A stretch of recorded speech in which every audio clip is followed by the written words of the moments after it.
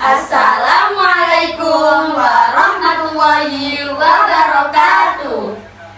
Halo teman-teman, kami akan membacakan cerita hikayat yang berjudul Saijan dan Ikan Toda.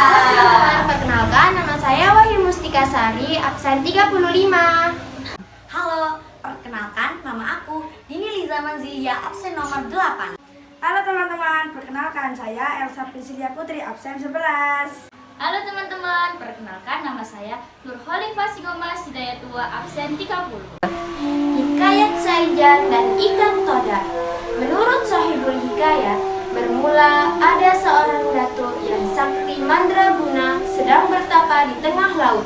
Namanya Datuk Mabrur. Ia bertapa di antara Selat Laut dan Selat Makassar. Siang malam ia bersamadi di batu karang, di antara percikan buih, debur ombak, angin, gelombang, dan badai topan.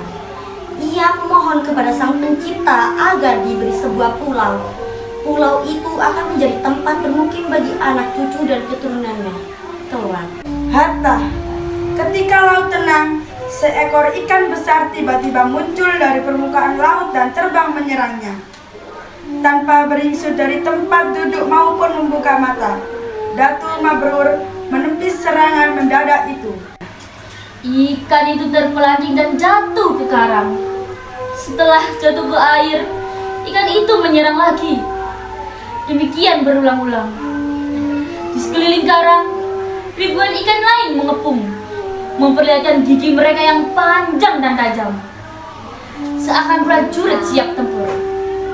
Pada serangannya yang terakhir, ikan itu terpelanting jatuh persis saat Datuk Mabrur membuka matanya. Hai ikan, apa maksudmu mengganggu semediku? Ikan apa kamu? Aku ikan todak, raja ikan todak yang menguasai perairan ini. Semedimu membuat lautan bergelora. Kami terusik dan aku memutuskan untuk menyerangmu. Tapi engkau memang sakti, Datuk Mabrur. Aku takluk, katanya megah-megah. Matanya berkedip-kedip menahan sakit. Tubuhnya terjepit di sela-sela karang tajam. Jadi, itu rakyatmu. Datuk Mabrur menunjuk ribuan ikan yang mengepung di karang. Iya, Datuk. Tapi, sebelum menyerangmu tadi, kami telah bersepakat. Kalau aku kalah, kami akan menyerah dan mematuhi apapun perintahmu. Datuk, tolonglah aku. Obati luka-lukaku dan kembalikan aku ke laut. Kalau terlalu lama di darat, aku bisa mati. Atas nama rakyatku, aku berjanji akan mengabdi padamu bila engkau menolongku. Raja ikan todak mengibah-ibah, seolah sulit bernapas, insangnya membuka dan menutup. Baiklah, Datuk Mabrur berdiri. Sebagai sesama makhluk ciptaannya, aku akan menolongmu. Apapun permintaanmu, kami akan memenuhinya. Datuk ingin istana bawah laut yang terbuat dari emas dan permata, wilayah ikan duyung dan gurita, ingin berkeliling dunia bersama ikan paus dan lumba-lumba. Tidak, aku tak punya keinginan pribadi, tapi untuk masa depan anak cucuku nanti. Lalu, Datuk Mabrur menceritakan maksud pertapaannya selama ini. Akan kukerahkan rakyatku, seluruh penghuni lautan dan samudera. Sebelum matahari terbit esok pagi, impianmu akan terwujud. Aku bersumpah. Jawab Raja Ikan Toda. Datuk Mabrur tak dapat membayangkan bagaimana Raja Ikan Toda akan memenuhi sumpahnya itu. Baiklah, tapi kita harus membuat perjanjian. Sejak sekarang kita harus saijan, seiring sejalan, seia sekata, sampai ke anak cucu kita. Kita harus hakat mufakat, bantu membantu, bahu membahu. Setuju? Setuju, Datuk.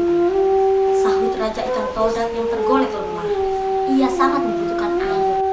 Mendengar jawaban itu, Datuk Mabrur tersenyum dengan hati-hati. Dilepaskannya tubuh Raja ikan todak dari jepitan karang, lalu diusapnya lembut.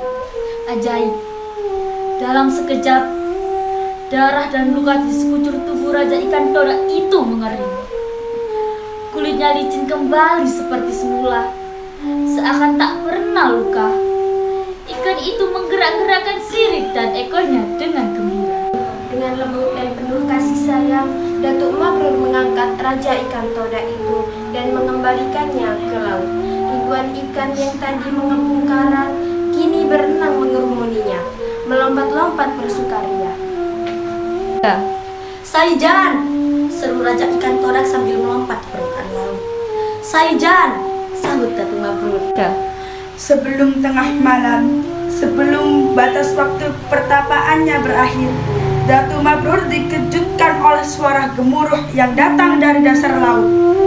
Gemuruh perlahan, tapi pasti. Gemuruh suara itu terdengar bersamaan dengan timbulnya sebuah daratan dari dasar laut. Kian lama, permukaan daratan itu kian tampak, naik dan terus naik. Lalu seluruhnya timbul ke permukaan.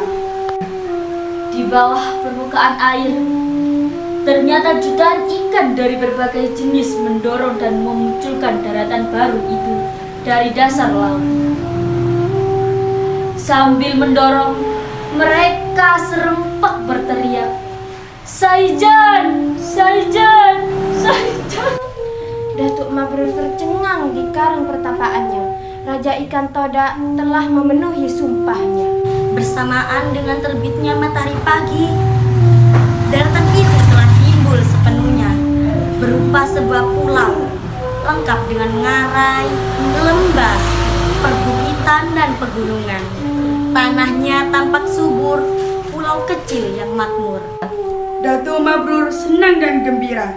Impiannya tentang pulau yang akan menjadi tempat tinggal bagi anak cucu dan keturunannya telah menjadi kenyataan.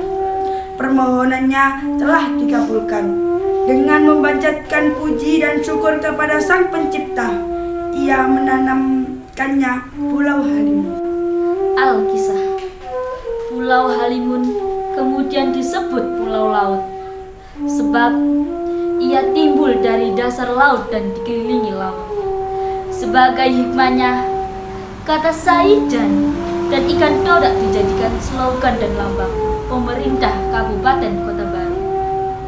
Sekian dari kami. Wassalamualaikum warahmatullahi wabarakatuh. Bye-bye.